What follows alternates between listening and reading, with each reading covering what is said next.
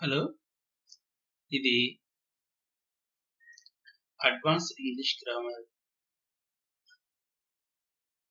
Heading కింద first lesson kinds of pronounce.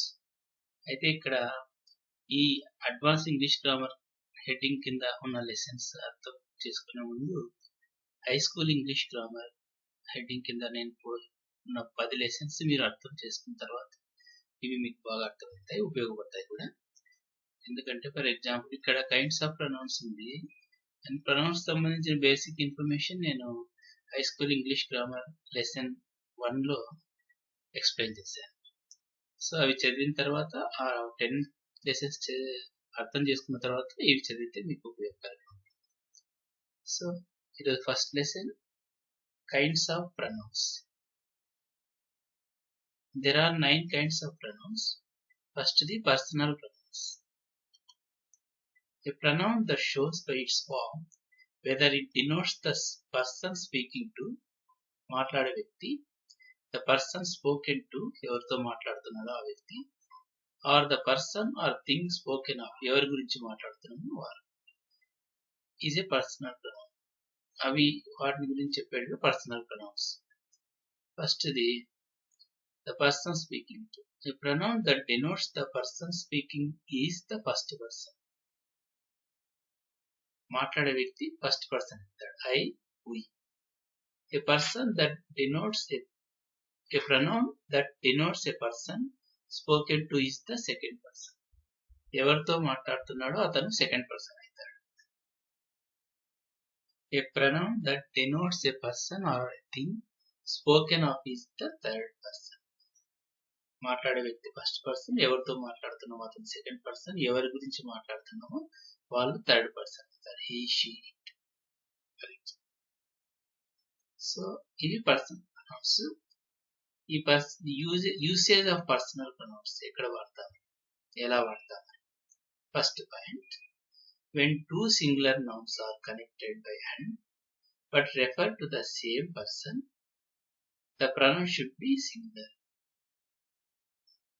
రెండు singular nouns, my uncle and my Guardian, ఇద్దరు ఒకటే, uncle Guardian ఇద్దరు ఒకటే అయినప్పుడు ఇక్కడ ప్రొనౌన్ సింగులర్ గా ఉండాలి. My uncle and my guardian has given his consent to my plan. Present perfect tense. Has ఎందుకు వచ్చింది? థర్డ్ పర్సన్ సింగులర్ గా వస్తుంది. హ్యాస్ ప్రెజెంట్ పర్ఫెక్ట్ టెన్స్ లో వీళ్ళిద్దరూ ఒకరే కాబట్టి ఇక్కడ సింగులర్ ప్రొనౌన్ యూజ్ చేస్తాం. కానీ వేరే వేరే అయినప్పుడు ప్లూరల్ ప్రొనౌన్ వాడాలి. But when they represent different persons, the pronoun should be in the plural. The secretary and the treasurer, వీళ్ళిద్దరు వేరే, సెక్రటరీ వేరే, treasurer were asked to settle their differences quickly. వీళ్ళిద్దరు వేరే అయినప్పుడు సింగులర్ ప్లూరల్ ప్రొనౌన్ రావాలి. Second usage, when two singular nouns are joined by or, either or, neither nor, the following pronoun should be in the singular. రెండు singular nouns ఆర్తో గాని, either ఆర్తో గాని, neither నార్తో గాని కలిపితే దాని తర్వాత వచ్చే ప్రొనౌన్ సింగులర్ అయి ఉండాలి అని అర్థం. గోవింద్ ఆర్ హరి, ఆర్తో కలిపినారు, Govind or Hari. May offer his services, దాని తర్వాత వచ్చే ప్రొనౌన్ సింగులర్ అయి ఉండాలి. Next, either Priya or Rabia, either ఆర్తో రెండు సింగులర్ నౌన్స్ కలిపిన. Will bring her guitar, Priya గాని రబియా గాని ఆమె గిటార్ తేవాలి, ఇక్కడ సింగులర్ ప్రొనౌన్ రావాలి. Either Priya or Rabia will bring their guitar అనదు, her guitar. Neither Shyam nor Ram took his food today, singular pronoun ఉండాలి. సో ఆర్తో గాని, ఈదర్ ఆర్తో గాని, నెయిదర్ నార్తో గాని రెండు సింగులర్ నౌన్స్ కలిపినప్పుడు దాని తర్వాత ఫాలో అయ్యే ప్రొనౌన్ సింగులర్ గా ఉండాలి. But when a singular noun and a plural noun are joined by or nor, the pronoun should be in the plural. ఇక్కడ the manager singular is assistant plural. ఒక singular noun plural nouns నార్తో గాని ఆర్తో గాని join అయినప్పుడు ఈ తర్వాత వచ్చే ప్రొనౌన్ ప్లూరల్లో ఉండాలి. రెండు సింగులర్ అయితేనే తర్వాత సింగులర్ వస్తుంది. ఒకటి సింగులర్ ఒకటి ప్లూరల్ వచ్చినప్పుడు ప్లూరలే వస్తుంది. Neither the manager nor his assistants did their duty. Manager గాని అసిస్టెంట్స్ గాని వాళ్ళ డ్యూటీ చేయలేదు అని అర్థం. ఏదన్నారంటే negative sentence. Either the minister or his sons have to admit plural కాబట్టి their responsibility for this. Either ఆర్తో రెండు సింగులర్ అయితే సింగులర్ ప్రొనౌన్, ఒకటి సింగులర్ ఒకటి ప్లూరల్ అయితే ప్లూరల్ ప్రొనౌన్ రావాలి. నెక్స్ట్ పాయింట్, ఇప్పుడు పర్సనల్ ప్రొనౌన్స్ యూసేజ్ నేర్చుకుంటున్నాం. Third point, the pronoun following than must be in the same case as the noun or pronoun preceding it. Subject place లో ఉండే nouns గాని pronounce గాని nominative కేసులో ఉన్నాయంటాం. Object place లో ఉండే nouns గాని ప్రొనౌన్స్ గాని ఆబ్జెక్టివ్ కేసులో ఉన్నాయి అంటాం. వీటి గురించి తర్వాత లెసన్ లో కేస్ అనే చాప్టర్ కింద చెప్తాను. ఇప్పుడు అర్థం చేసుకోవాల్సింది సబ్జెక్ట్ ప్లేస్ లో ఉండే నౌన్స్ కానీ ప్రొనౌన్స్ కానీ నామినేటివ్ కేస్, ఆబ్జెక్ట్ ప్లేస్ లో ఉండే నౌన్స్ కానీ ప్రొనౌన్స్ కానీ objective case. The pronoun following than must be in the same case as the pronoun or as the noun or pronoun preceding it. దీని అర్థం ఏమంటే ఈ ఎగ్జాంపుల్ చూడండి. George ran faster than I. దాన్ తర్వాత వచ్చే the pronoun following దాన్ తర్వాత వచ్చే pronoun ఏ కేసులో ఉండాలి? Must be in the same case as the noun are pronoun proceeding. దీనికంటే ముందు వచ్చే నౌన్ గాని ప్రొనౌన్ గాని ఏ కేసులో ఉందో అది అదే కేసులో ఉండాలి. ఈ దానికంటే వచ్చిన నౌన్ ప్రొనౌన్ అది జార్జ్ ఏ కేసులో ఉంది? నామినేటివ్ కేసు, సబ్జెక్ట్ ప్లేస్ లో ఉంది. కాబట్టి ఇక్కడ కూడా సబ్జెక్ట్ ప్రొనౌనే రావాలి. George ran faster than I. ఈ sentence meaning George ran faster than I ran. నాకంటే జార్జ్ ఎక్కువ ఫాస్ట్ గా పరిగెడతారు. Second example, you are taller than he. దాని తర్వాత వచ్చే ప్రొనౌన్ హీ. ఇది ఏ కేసులో ఉండాలి? దానికంటే ముందు వచ్చిన నౌన్ గాని ప్రొనౌన్ గాని అది ఇదే కేసులో ఉంది, సబ్జెక్ట్ ప్లేస్ లో ఉంది. సబ్జెక్ట్ ప్రొనౌన్ అంటే నామినేటివ్ ప్లేస్ లో ఉంది. కాబట్టి ఇది కూడా సబ్జెక్ట్ ప్రొనౌన్ గానే ఉండాలి, నామినేటివ్ ప్లేస్ లో ఉండాలి. హిమ్ అనదు. You are taller than him అనదు. You are taller than he. దీని అర్థం you are taller than he is అని. అతని కంటే నువ్వు పొడవు అని అర్థం. Next third example, Alex was smarter than they. Smarter than them కాదు. దాన్ తర్వాత వచ్చే ప్రొనౌన్ దే. ఇదే కేసులో ఉండేది. దీని ముందు వచ్చే నౌన్ అలెక్స్ నామినేటివ్ కేసులో అంటే సబ్జెక్ట్ ప్రొనౌన్ లో ఉంది, సబ్జెక్ట్ ప్లేస్ లో ఉంది. కాబట్టి ఇది కూడా సబ్జెక్ట్ ప్రొనౌన్ నే రాయాలి. They. Alex was smarter than they were. వాళ్ళకంటే అలెక్స్ స్మార్ట్ గా ఉండేది అని అర్థం. Fourth example, you did better than we. దాని తర్వాత వీ వచ్చేది. దానికంటే ముందు వచ్చే యూ నామినేటివ్ ప్లేస్ లో ఉందంటే సబ్జెక్ట్ ప్లేస్ లో ఉంది. కాబట్టి ఇక్కడ సబ్జెక్ట్ లోనే రావాలి. You did better than we. You did better than we did అని అర్థం. మాకంటే నువ్వు బాగా చేసినావు అని అర్థం. కానీ ఐదో ఎగ్జాంపుల్ చూడండి, I like you better than him. ఎందుకు హీ రాకుండా హిమ్ వచ్చింది? దాని తర్వాత దాని ముందర వచ్చే నౌన్ గాని ప్రొనౌన్ గాని ఏది ఇది నామినేటివ్ కేసులో లేదు, ఆబ్జెక్టివ్ కేసులో ఉంది, ఆబ్జెక్ట్ ప్లేస్ లో ఉంది. సో అందుకని ఇది కూడా ఆబ్జెక్ట్ ప్రొనౌన్ రాయాలి. I like you better than him. I like you better than he కాదు. సేమ్ రూలే. దాని ముందర వచ్చే నౌన్ కానీ ప్రొనౌన్ కానీ ఏ కేసులో ఉందో ఇది అదే కేసులో ఉండాలి. ఇది ఆబ్జెక్ట్ కేసులో ఉంది అంటే ఆబ్జెక్టివ్ కేసులో ఉంది, ఇది కూడా ఆబ్జెక్ట్ ప్రొనౌన్ రావాలి. ఇక్కడ దాని ముందర వచ్చే ప్రొనౌన్ ఇది సబ్జెక్ట్ ప్లేస్ లో ఉంది కాబట్టి ఇది కూడా సబ్జెక్ట్ ప్రొనౌన్ రావాలి. ఇవి personal pronouns and their usages. Next second kind of pronoun reflexive pronouns. ఇవి చూడండి. ఫస్ట్ ఇవి పర్సనల్ ప్రొనౌన్స్, వీటిని కాంపౌండ్ పర్సనల్ ప్రొనౌన్స్ అంటారు.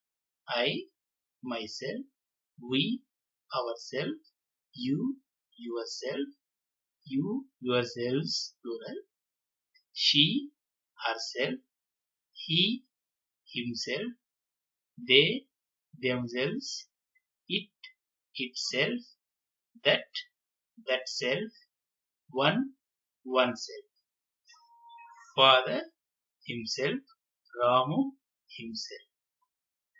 The personal pronouns, the compound personal pronouns, the nouns. ఇప్పుడు రిఫ్లెక్సివ్ ప్రొనౌన్స్ గురించి నేర్చుకుంటున్నాం. When the above compound pronouns are used as the object of a verb, they are called reflexive pronouns.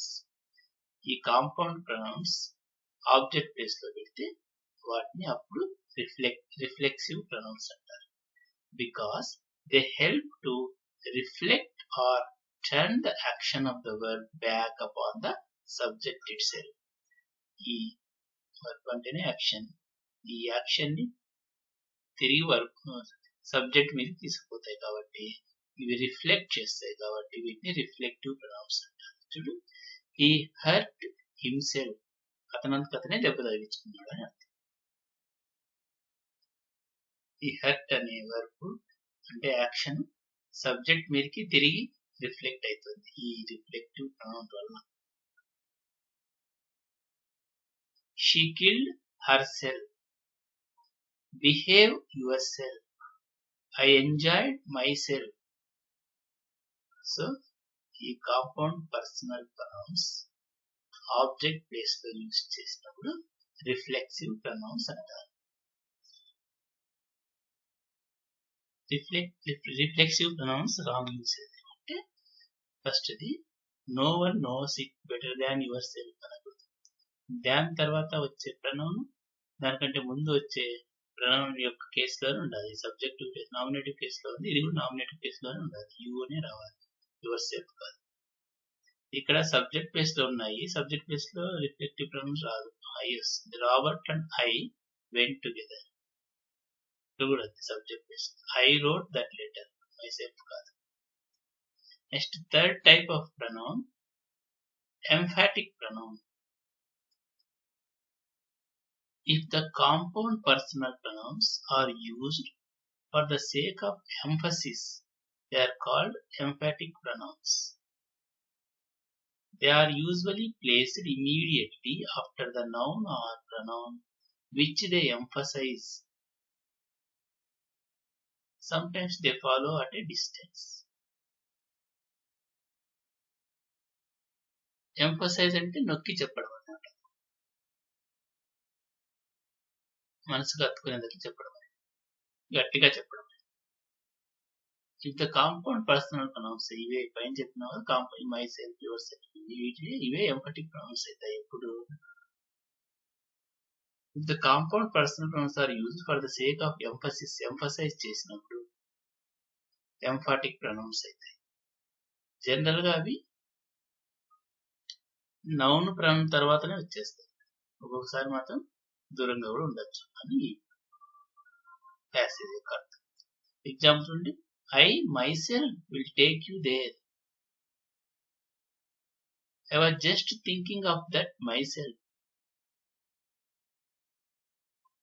The house itself is good, but not the surroundings. The house itself. I saw the minister myself. So, ఆ పని చేయడం నేనే చేసినామని నొక్కి చెప్పడానికి emphatic pronounce use అవుతాయి. I myself will take you there. నేనే నిన్ను తీసుకుపోతా అక్కడికి అని నొక్కి చెప్పడానికి. I saw the minister my self, నేను నా అంతకు నేనే మినిస్టర్ని కలిసినాను అని చెప్పడానికి. సో ఎక్కువ ఈ నౌన్ ప్రొనౌన్ వాళ్ళ దగ్గరే ఉంటాయి, ఒక్కోసారి ఇలా దూరంలో కూడా ఉండొచ్చు అని ఇక్కడ. Fourth type of pronoun demonstrative pronouns. ఇవి demonstrative pronouns. This, that, these, those, one, such, ఎండర్. ఇవన్నీ 1 2 3 4 5 6 7 ఈ 7 demonstrative pronouns. The above words point out the persons or things for which they stand. Hence they are called demonstrative pronouns. This is the phrase I got. నేను తెచ్చుకున్న prize ఇదే అని demonstrate చెప్తారు కాబట్టి ఇక్కడ దిస్ అనేది demonstrative pronoun. That is Mohan's room, అది Mohan room. That అనేది demonstrative. These mangoes are quite good, these demonstrative.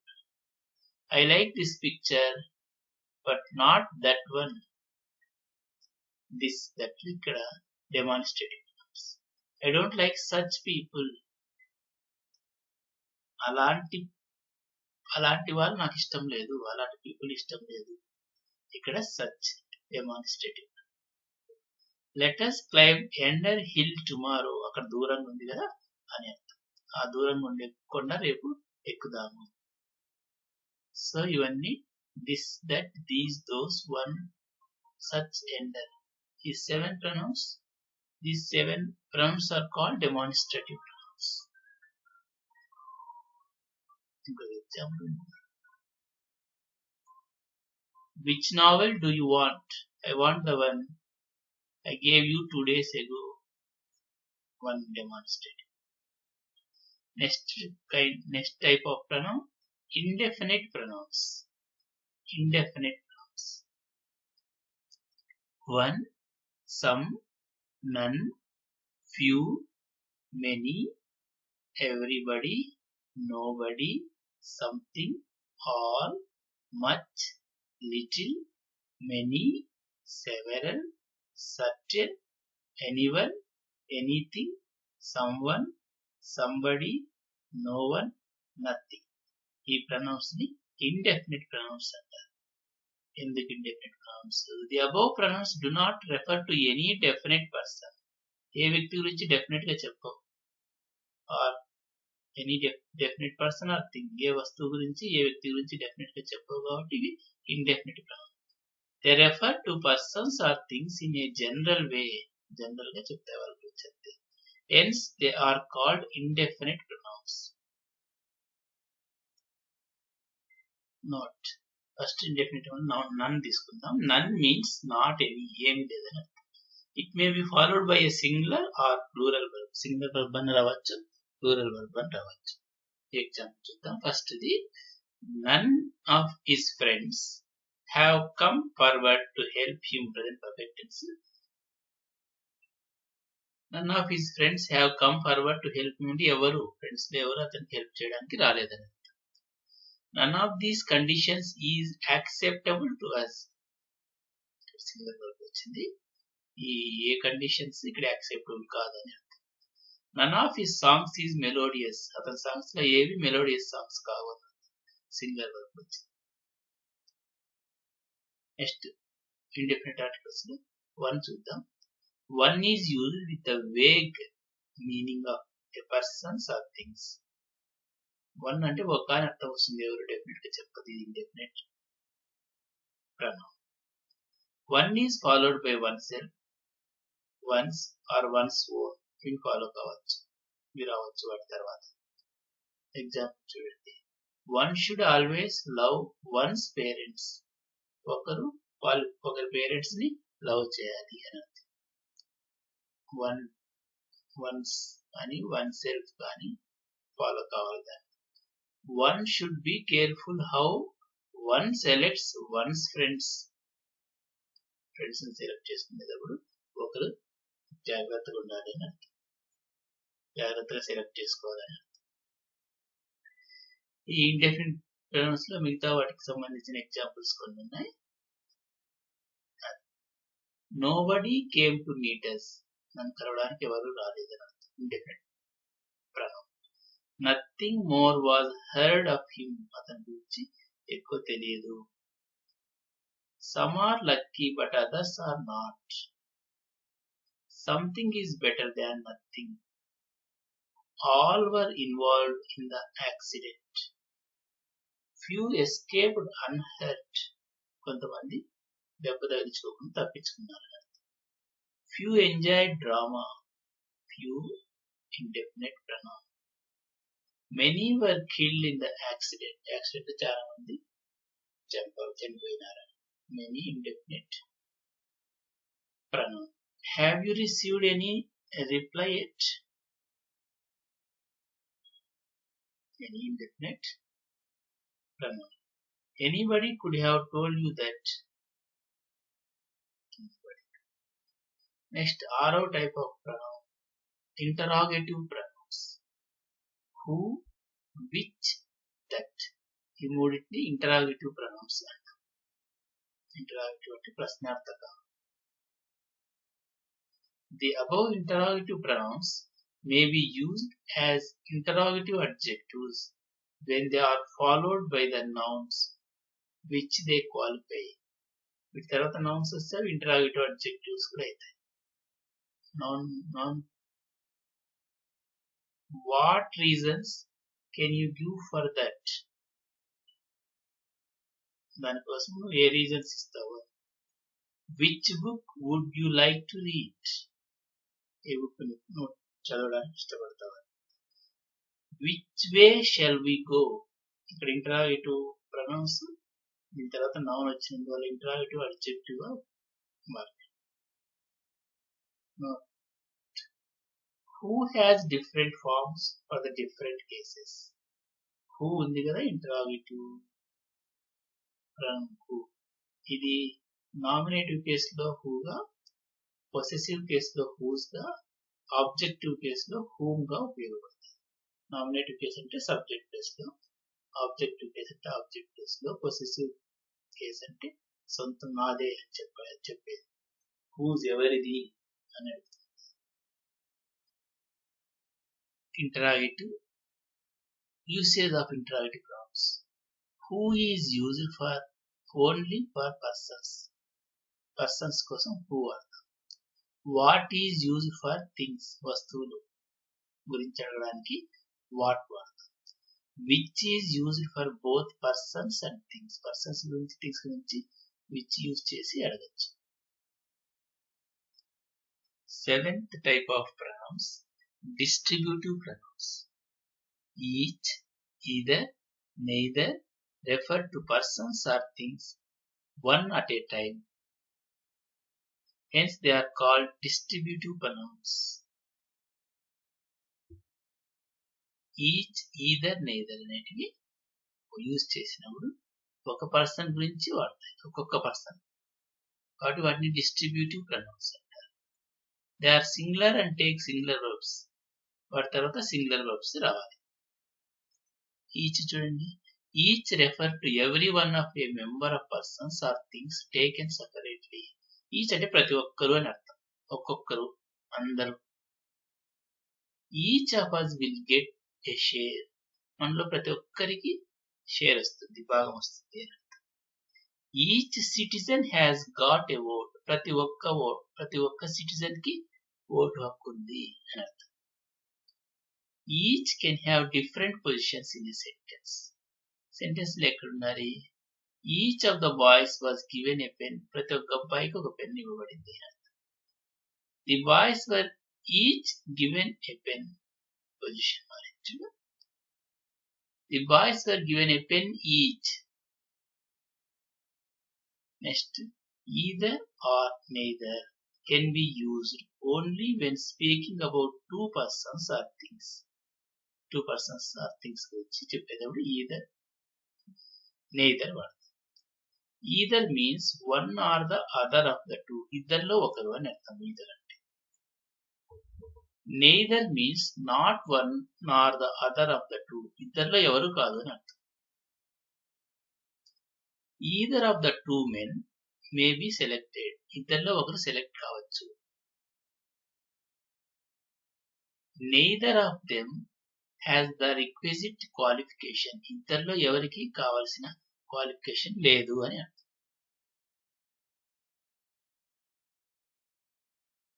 either of these two pens is not good. ఈ పెన్నుల్లో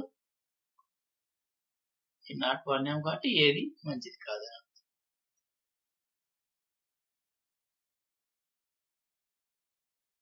neither of these two pens is good అని చెప్పచ్చు. రెండవది అర్థం. note, distributive pronouns may be used as distributive adjectives. each, either, neither ఈ distributive pronounce ని distributive adjective గా కూడా వాడచ్చు. చూడండి, ఈచ్ బాయ్ ఇక్కడ అడ్జెక్టివ్ నౌన్ వచ్చింది కాబట్టి each bye was given a medal. ప్రతి ఒక్క అబ్బాయికి మెడల్ ఇచ్చిన. either road will lead to the post office. neither side can win a decisive victory. ఏ సైడ్ జట్టులో ఏ సైడ్ డిసిసివ్ గా గెలవలేదు అని అర్థం. Eighth type of pronoun reciprocal pronouns. Each other and one another, ఈ రెండు ప్రొనౌన్స్ ని reciprocal pronouns are called reciprocal pronouns because they express a mutual or reciprocated relationship. ఒకరికొకరు reciprocal అంటే mutual. each other is usually used in speaking of two persons or things and one another when speaking about more than two. ఇద్దరి గురించి చెప్పాలంటే each other, ఇద్దరి కంటే ఎక్కువైతే one another. Example గమనించండి. The two rivals hated each other. ఒకరినొకరు ద్వేషించుకున్నారు అని అర్థం. We must all trust one another. మనమందరం ఒకరిని ఒకరు నమ్మాలి అని అర్థం. They gripped each other's hand. ఒకరికొకరు చేతులు పట్టుకొని గ్రిప్ తీసుకున్నారని, ఆసరా తీసుకున్నారని అర్థం. The two brothers loved each other. వాళ్ళిద్దరు ఒకరినొకరు ఇష్టపడతారని అర్థం. We should all love one another. మనమందరం ఒకరినొకరు ప్రేమించుకోవాలి అని అర్థం. ఇవి రెసిప్రోకల్ ప్రొనౌన్స్. ఒకరికొకరు మ్యూచువల్ అని అర్థం రెసిప్రోకల్ అంటే. Ninth type of pronoun relative pronouns. A pronoun that refers or relates to a noun or another pronoun and joins to it a dependent clause is a relative pronoun.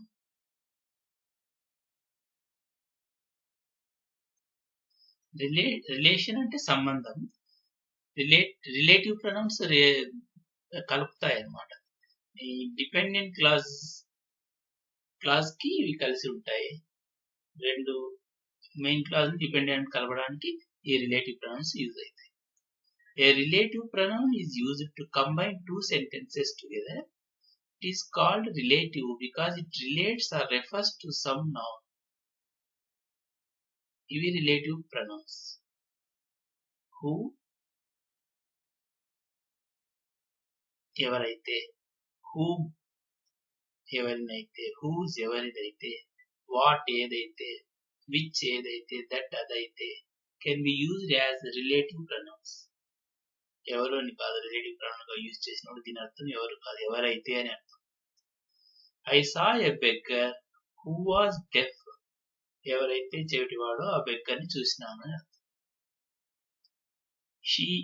She is the woman whom I met last week. Last week ఎవరినైతే కలిసినానో ఆమె, ఆ lady ఈమె అని అర్థం. ఈ subordinate clause main clause అంటారు. ఈ subordinate clause ని మెయిన్ క్లాజ్ ని కలిపేటప్పుడు ఈ రిలేటివ్ ప్రొనౌన్ మనకు ఉపయోగపడుతుంది. This is the book that you had left behind. నువ్వు వదిలేసిన బుక్ ఇదే అని అర్థం. He got the letter which he had been expecting. ఏదైతే అతను ఎక్స్పెక్ట్ చేస్తున్నాడో అతను ఆ బుక్ అతనికి దొరికింది అని అర్థం. Here is a boy who is good at sports. ఎవరైతే స్పోర్ట్స్ లో బాగా ఆడతారో ఆ అబ్బాయి ఇతనే అని అర్థం. I know a man whose son is at Oxford. ఎవరి సన్ అయితే ఆక్స్ఫర్డ్ లో చదువుతున్నాడో అతను నాకు తెలుసు అని అర్థం. క్లాసెస్ అనే చాప్టర్ లో ఈ main clauses, subordinate clauses, relative clauses వీటి గురించి మీకు డీటెయిల్ గా ఎక్స్ప్లెయిన్ చేస్తాయి. ఇంకా కొన్ని ఎగ్జాంపుల్స్ ఉన్నాయి రిలేటివ్ ప్రొనౌన్స్ గురించి. He is a leader who many follow. ఎవరినైతే చాలా మంది ఫాలో అవుతారో ఆ లీడర్ ఇతని అని అర్థం. These are the boys who won the match. ఎవరైతే మ్యాచ్ గెలిచినాడో ఆ బాయ్స్ వీళ్ళే అని అర్థం. This is the car which belongs to my brother. ఈ కారు ఏదైతే మా తమ్ముందో ఆ కార్ ఇదే అని అర్థం. This is the boy that won the first prize. First prize గెలుచుకున్న అబ్బాయి ఇతనే అని అర్థం. ఈ రిలేటివ్ ప్రొనౌన్స్ లో హూ, హూస్, హూమ్ పర్సన్స్ కి వాడతాము. Which for animals and ఇన్అనిమేట్ things. వస్తువులకి అనిమల్స్ కి విచ్ వాడతాము ఏదైతే.